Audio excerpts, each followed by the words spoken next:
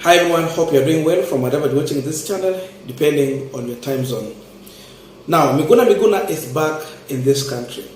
For him accusing Railaodinga, President Uhuru Kenyatta, using every manner of things and the kind of word he had for this too, it was looking fashionable when Uhuru was still in power and when Raila was still working closely with Uhuru Kenyatta. But as of now, Uhuru is not in power. Railaodinga is not in power.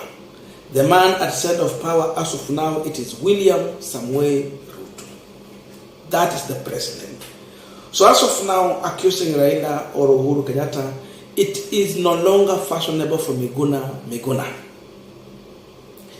And when Miguna made his way back, the issue people have been asking is, what is the future of Miguna in Kenya politics? And in the next 5 years of William Ruto's leadership, what next for Miguna? That has been the question. I'm saying this because Kenyans opened a debate online, on social media, as far as appointment in William Ruto's is concerned. They are asking, will Miguna future in William Ruto's government? And one man, Wahome Tuku, this is what he shared. I think hatapewa post. I think hawawezi mpea. Ama pengine atapewa. He's asking several questions and he's also speaking his mind. What he thinks would happen. This debate came shortly after Miguna had an interview with Joy Ageo on NTV. And at the tail end of that interview, Joy Ageo asked Miguna, if William Ruto will offer you a job in his government, will you take? Miguna hesitated to answer the question, but at the end, he said, but not for an illegal CAS. Meaning, he can take a job, but not this illegal CAS position. Remember, the court pronounced itself, CAS was illegal. But this is the opportunity politicians normally use to reward the losers in election. This is almost close to what we were having in the other coalition, assistant minister. So, Miguna is against that, and that's why Wahome Tuku and Kenyans are raising concern about Miguna appointment in William Ruto's government. I don't know your view. What do you think? Will Miguna secure a job in William Ruto's government? Will Ruto appoint Miguna somewhere in his government?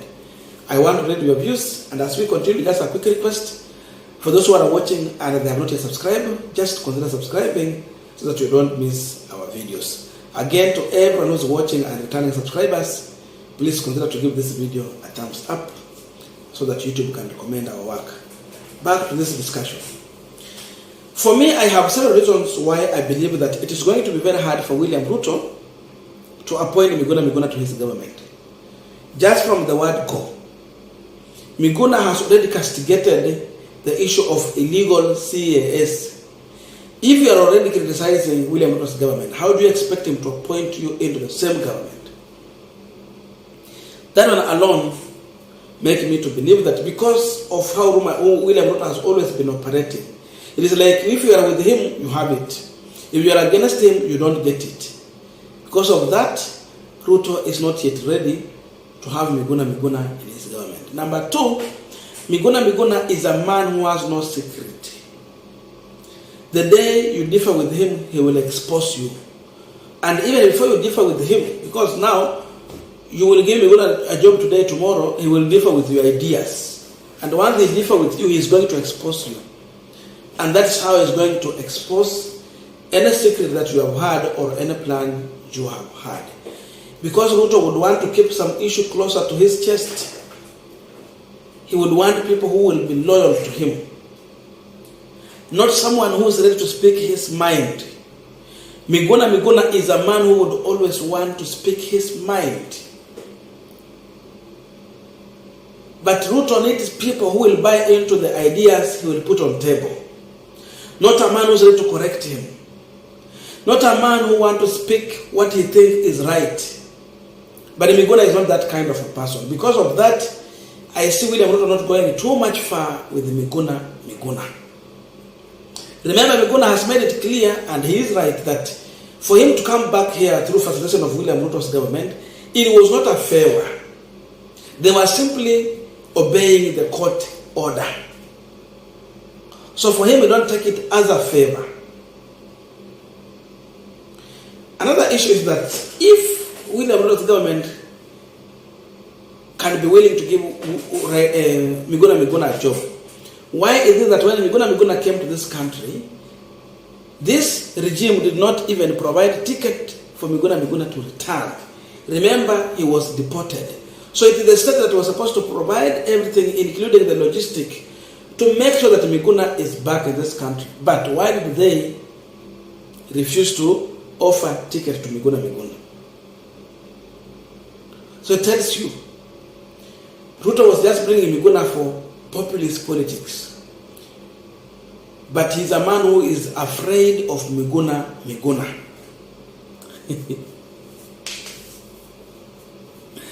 So, because of that, I think Ruto is not yet ready to have Miguna in his government. Because what will you give Miguna? Even if you put Miguna to work with the people, there is no one who has worked with Miguna in peace. Even Miguna had a problem with his running mate in 2017 election. His own running mate, they could not agree on several things. So tell me, can Miguna work with anyone? It is very hard. Number 3, Ruto would want people who can bring at least something on table in terms of popularism or votes. The way Miguna has been attacking Railaodinga, can Miguna convince any Luo to support William Ruto? To me, Owalo is of more resourceful to William Ruto compared to Miguna. Because Owalo is not combative politically. He's a man who is sober. He reasoned out, he convinced people, and he persuaded. So Owalo can convince some people. You can see leadership in Owalo. But you talk about Miguna, you see controversial. The way he has handled the issue here, Miguna cannot convince even a single Luo to vote for William Ruto. So politically, Miguna has no value to add on table on William Ruto's side. But people like Owalo, they have something to offer. When it comes to the job, they can do the job nicely, and that alone, already you are making William Ruto government to look functional. In that way, of course, you are giving him a mileage in the next election. Then Owalo can persuade people with facts and logics. And he can bring some vote, hata kama ni 1,000, 2,000, 10,000, 20. He has something to bring. For example, if Owalo will make his way to Nyanda region as of now, he will be received. No one will call him. No one will talk the same way we saw the youth talking about Miguna. They said Miguna is coming for what? What is he bringing to us? They don't have time. They say he is coming to disrupt peace in Kisumu. But if Owalo will make his way there, they have issues to tell Owalo in many ways that tell the president to help us in this, that and that. So you can see leadership in people like Owalo, but in Miguna, you see a controversial person. And Ruto would want people who can bring something on table in terms of votes. Miguna cannot do that.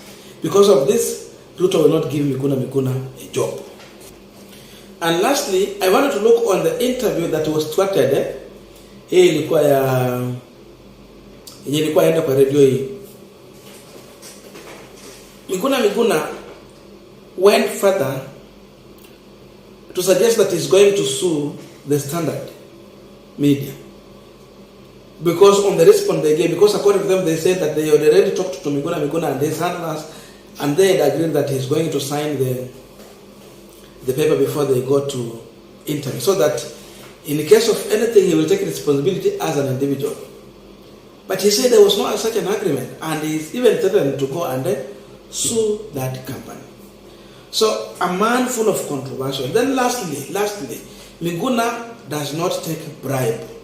Miguna does not support corruption. And this government is a government that is prepared seemingly to execute corruption. Kwanza kwa hii serikali inafaa tuanze ku tax corruption. And Miguna cannot buy into that. So because of that, Miguna cannot match in this team. He will expose people where he will see corruption. And Ruto would not want such a person around him. Because already he will be exposing what people have always said about William Samoei Ruto. Because of this, Miguna will not have a chance in William Ruto's government, in my own view. Thank you.